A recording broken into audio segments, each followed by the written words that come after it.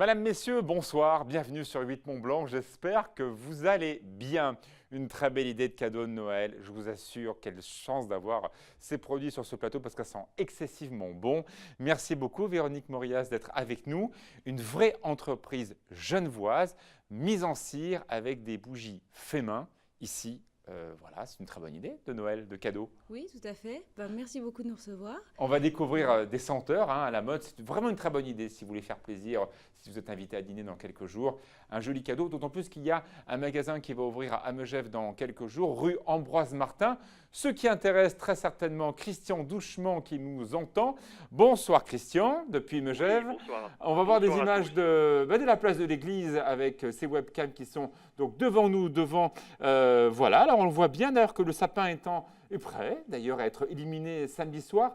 Christian, c'est un temps fort, hein, c'est le démarrage pour vous de la saison. Absolument, c'est le temps fort qui démarre vraiment la saison d'hiver et c'est un temps qui est marquant pour nous puisque au-delà du symbole de Noël, ce magnifique sapin, c'est aussi un véritable déclenchement de saison avec l'ouverture de tous les commerces, les bars, les restaurants et l'ambiance si particulière de Noël que nous adorons particulièrement. Alors on le voit actuellement sur cette image qui a été prise ce matin, il fait un temps magnifique, hein, vous avez la chance d'être au-dessus des brouillards. Bon, à Genève, à Annecy, c'est un peu un coup oui, un coup non. Malheureusement, on n'a pas la chance que vous avez d'être à Megève. On voit bien qu'il n'y a pas beaucoup de neige autour de la place de l'église, mais ce n'est pas grave, c'est pas ça l'important. C'est l'ambiance de Noël dans le village. C'est ça que vous allez fêter samedi soir. Oui, c'est ça. Et puis, je crois qu'un village-station comme Megève se doit de s'inscrire dans le temps autour des traditions et le sapin de Noël, l'illumination, la mise en scène, je dirais, de cette féerie fait partie de notre ADN et de la belle histoire que nous avons envie de raconter à nos visiteurs. Nombreux sont nos visiteurs, nos habitants, nos résidents secondaires qui se déplacent justement ce week-end pour participer avec nous à ce lancement de saison et puis s'inscrire dans cette féerie de Noël avec ce moment particulier samedi soir. Alors samedi soir, on rappelle, hein, c'est un moment important. Il y a un monde de fous hein, dans la rue principale et sur la place de l'église. Ça commence à quelle heure le processus d'illumination ? Alors le processus d'illumination commence à 19h30, donc samedi sur la place de la mairie, donc la place principale du village. J'invite par contre tout le monde à venir au moins 3/4 d'heure avant, Il y a toujours énorme. C'est peut-être d'ailleurs le moment de l'année où il y a le plus de monde sur la place de l'église. C'est assez incroyable. Oui, c'est assez incroyable et justement pour nous c'est un véritable une reconnaissance de la réussite et de la recherche finalement de chacun de nous de cette féerie et de ces moments de convivialité que nous aimons tant dans nos stations villages. En plus de ça, on le voit sur la webcam juste derrière moi, il fait un temps magnifique actuellement en montagne. Vous allez pouvoir vous balader. Là, nous sommes au sommet du Jaillet. C'est vrai qu'il n'y a pas encore beaucoup de neige, mais en tout cas, vous allez pouvoir prendre l'air en famille à Megève. Ça se passe donc samedi. Venez passer l'après-midi, venez vous balader. Il y a déjà beaucoup de restaurants ouverts dans le cœur du village principalement et c'est une très bonne ambiance. Il y a une star qui illumine le sapin ou pas vraiment? Le concept, c'est le sapin, la star.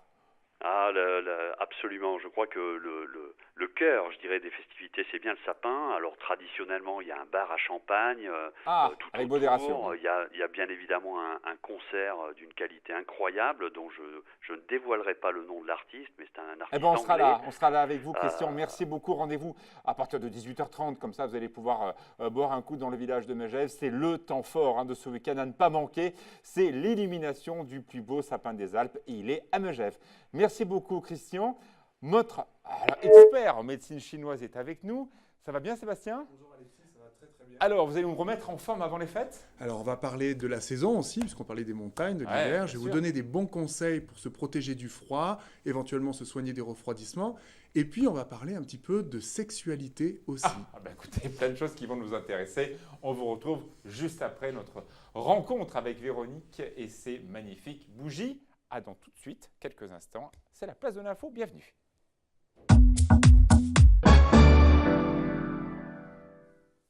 Quelle ambiance parfumée sur ce plateau. La chance d'avoir des produits qui sont faits maison, des très belles senteurs que l'on va découvrir dans quelques instants. Alors c'est vrai, Véronique, qu'on a vu un grand développement de bougies de maison depuis quelques années. C'est un produit très tendance.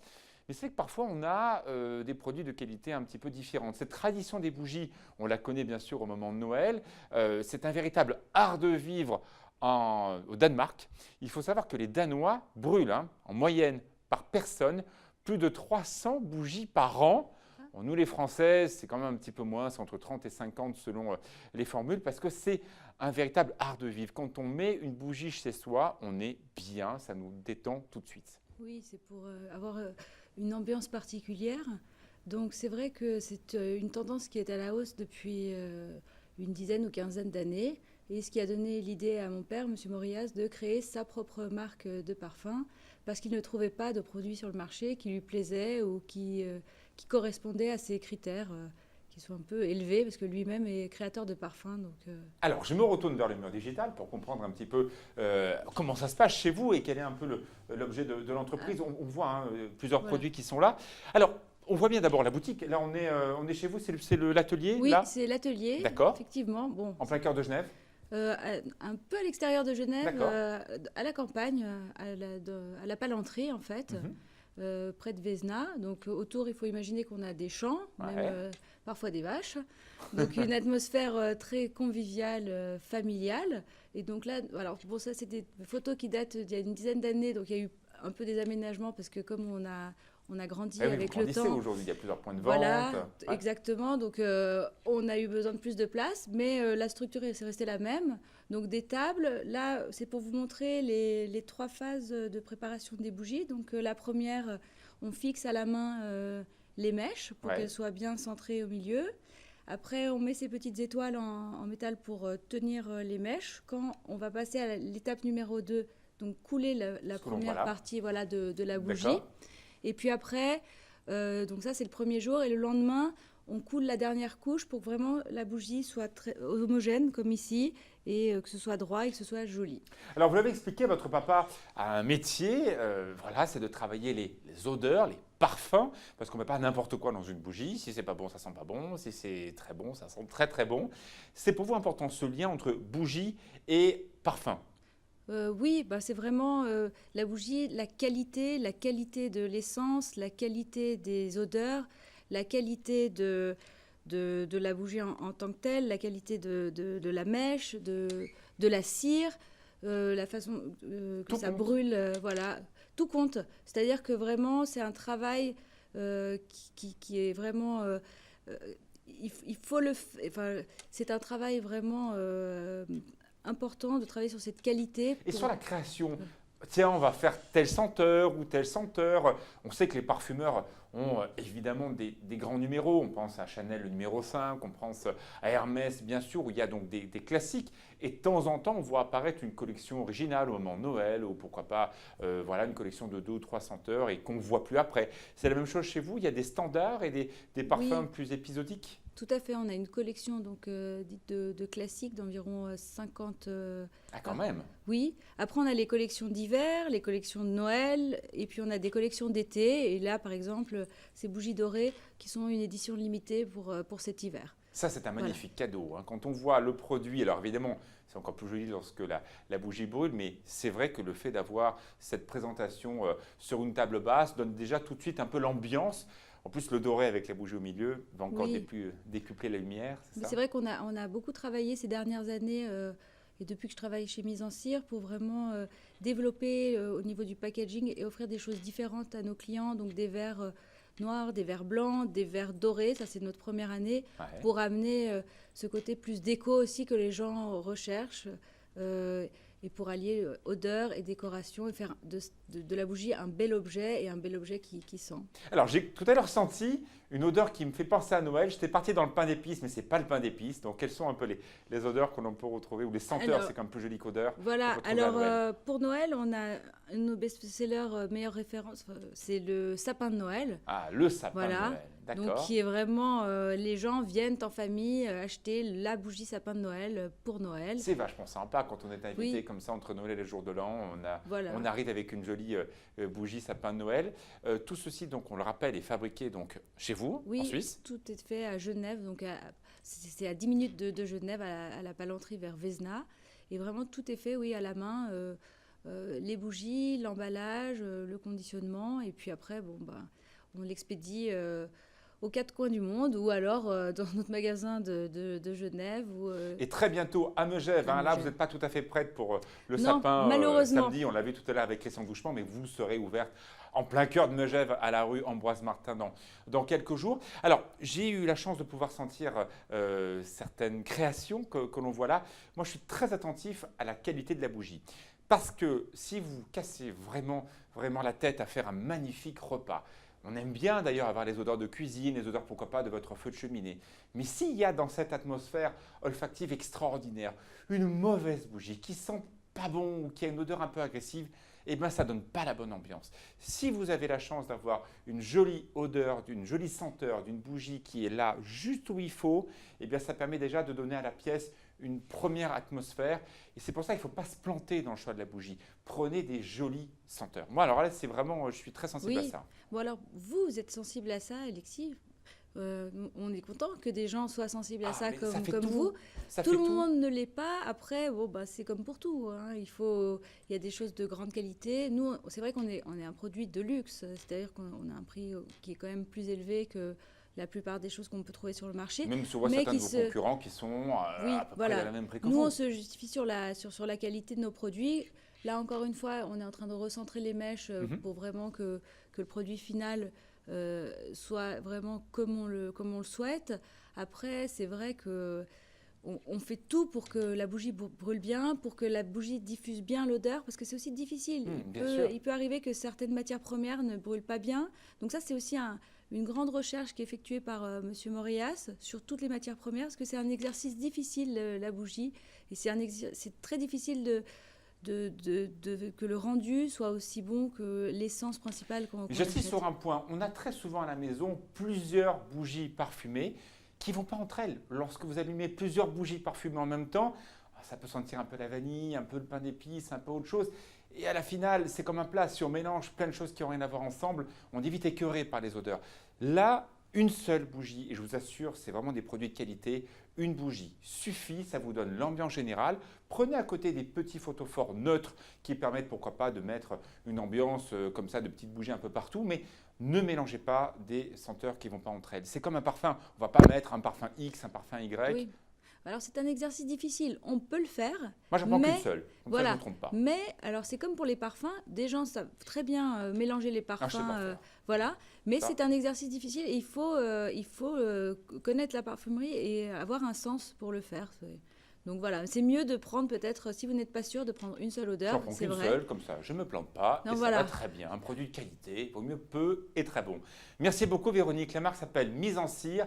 Vous êtes donc une très jolie marque genevoise, distribuée également à Genève dans quelques jours, avec votre sourire et ces jolies bougies. Je trouve que c'est une très très bonne idée de cadeau de Noël. Merci. Tout de suite, la pub, la météo et après, notre expert en médecine chinoise. De retour dans la place de l'info. Voilà, on a parlé de ces magnifiques bougies. Sébastien, quelqu'un de très très moderne et qui aime bien les jolies choses. Tout à fait. Ça sent bon, hein? Ça sent très bon. Mise en Cire est avec nous il y a quelques instants. La météo pour demain, nous serons vendredi. C'est un beau week-end qui nous attend. Hop, je m'en vais pour vous présenter les cartes. C'est vrai qu'on a toujours un peu ce brouillard le matin qui stagne au-dessus de Genève, d'Annecy et de Cluse. Alors évidemment, il y a un petit flux de sud qui pourrait nous intéresser dès samedi, donc qui permettra à ce brouillard de se lever un peu mieux samedi, surtout dimanche. Les températures restent plutôt fraîches, un peu plus douces en altitude à partir de 1300 à 1400 mètres d'altitude. On aura quand même un beau temps ce week-end en montagne. Les pistes vont ouvrir très certainement à Chamonix ou Grand Montet. On skie déjà très bien à Val Thorens et à Tignes. Et pour le reste, il faudra attendre les prochaines chutes de neige, certainement le week-end du 10 voire du 17 décembre prochain. Les températures sont fraîches la nuit. C'est pour ça qu'il faut se couvrir pour ne pas attraper froid. C'est pour ça que vous êtes là, Sébastien, aujourd'hui. C'est pour ça que je suis là, pour parler de l'hiver. Et oui, car parce que là, c'est petite neige, si j'ai bien lu. C'est ça, selon la médecine chinoise, nous sommes déjà en hiver. Ouais. Et vous savez, les Chinois ont subdivisé les saisons.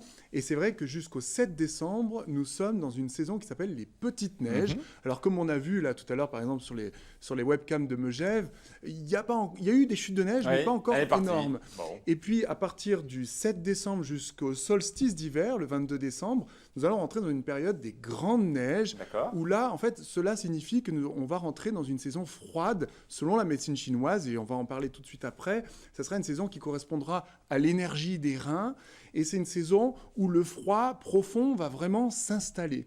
Donc, ça signifie qu'il faut faire très attention à se protéger contre le froid, à bien se couvrir, à mettre des écharpes.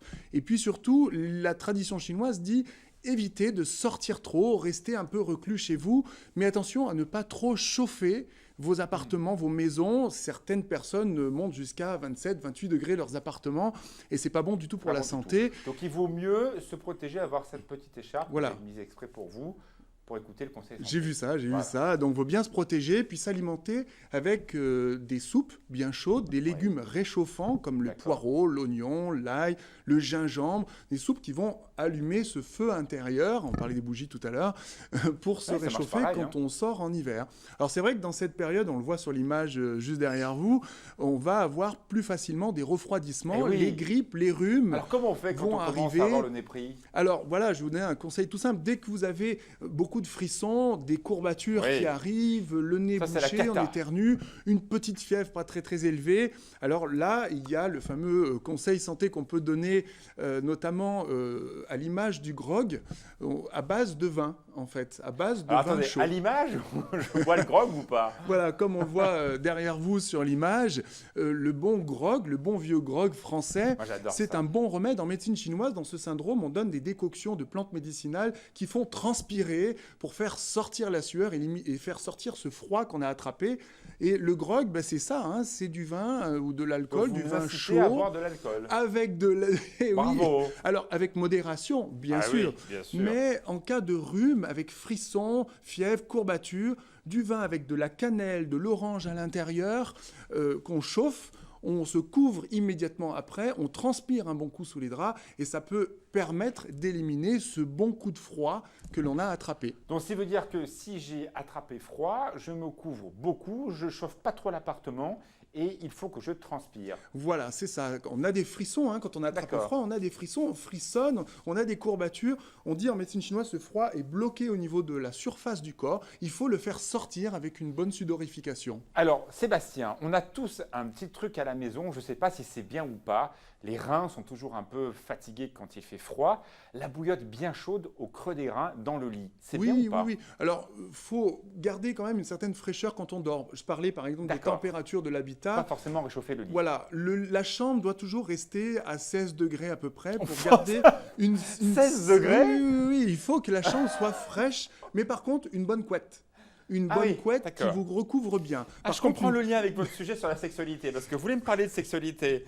Ou l'hiver, il ne faut pas faire de sexualité au Exactement. moins. Enfin, 16 degrés dans la chambre, on ne va pas faire grand-chose. Hein. selon la médecine chinoise, en effet, l'hiver correspond à l'énergie des reins, Ouais. comme je le disais juste en préambule. Et les reins, c'est la réserve d'énergie vitale, selon la médecine chinoise. D'accord. Et l'hiver, c'est le moment où on met en réserve.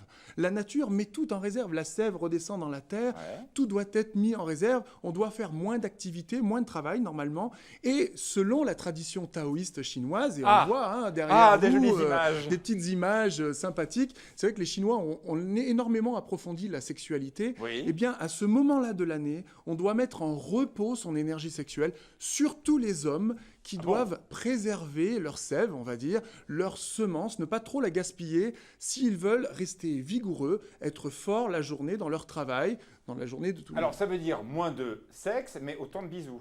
Alors, oui, ça ne veut pas dire moins faire l'amour, ça veut dire, pour l'homme en tout cas, moins gaspiller sa semence. Donc, il y a des, La différence, il y a je des vois pas trop la techniques différence. chinoises qui permettent de faire l'amour en préservant sa semence, ce qui permet de rester en forme tout l'hiver. Mais bien sûr, on peut s'embrasser, faire l'amour et avoir une vie sexuelle harmonieuse. D'ailleurs, je donne des conseils santé aussi sur ma chaîne YouTube par rapport à la sexologie. Ça vous fait rire. Hein. Votre chaîne YouTube. Non, mais là, c'est Oui, chaud, oui. là, aujourd'hui. Là. Ah oui, c'est ça. Ben, c'est l'hiver, On il s'est faut se réveillé avec la réchauffer. bougie, Hein. là, je vous dis pas, là, il fait 800 degrés sur le Donc, plateau. comme on le voit derrière vous, je donne des conseils santé sur une chaîne YouTube. Vous allez sur YouTube et vous tapez conseils santé médecine chinoise et vous Ça tombez reste raisonnable. ça reste tout à fait pudique, hein, raisonnable. Mais dans ces conseils santé, j'explique quelles plantes on peut utiliser, nous les hommes, pour avoir une bonne vigueur sexuelle. Donc, alors, si vous manquez de vigueur sexuelle, voilà. cannelle, baie de goji, ginseng rouge. Voilà, la cannelle, dont on en parlait tout à l'heure dans le Pour le grog, vin chaud. est une bonne plante piquante et chaude qui permet une bonne vasodilatation et donc qui permet à l'homme de favoriser une bonne érection. D'accord. Également, les fameuses petites baies de goji qu'on Ah oui, voit c'est en très bon, forme ça, en de cœur plus. juste derrière vous, on en trouve partout sur Ouais. les marchés, hein, actuellement, en herboristerie, sur les marchés. C'est un petit fruit assez sucré. Si on C'est en bon, consomme très bon. régulièrement, qu'on en fait des décoctions, ça permet aussi d'avoir une bonne vigueur sexuelle. Et enfin, le ginseng rouge est très fortifiant, c'est une racine extrêmement tonique qui réchauffe l'énergie des reins, le yang des reins, comme on dit en médecine chinoise, et qui permet aux hommes qui sont fatigués à cause du travail ou à cause de l'âge d'avoir une bonne sexualité. Et ben voilà, vous allez passer comme ça des fêtes formidables, donc ne vous épuisez pas trop. Préférez les câlins, une jolie bougie, un moment sympathique, un joli plat. Et ça ira très bien comme ça. Préférez la qualité plutôt que la quantité en hiver. Tout le monde n'a pas la chance d'avoir la quantité, Sébastien. Merci beaucoup. Tout de suite, on retrouve le journal, la météo, bien sûr. Et donc demain, dans la place de l'info, on parlera encore un peu de décoration.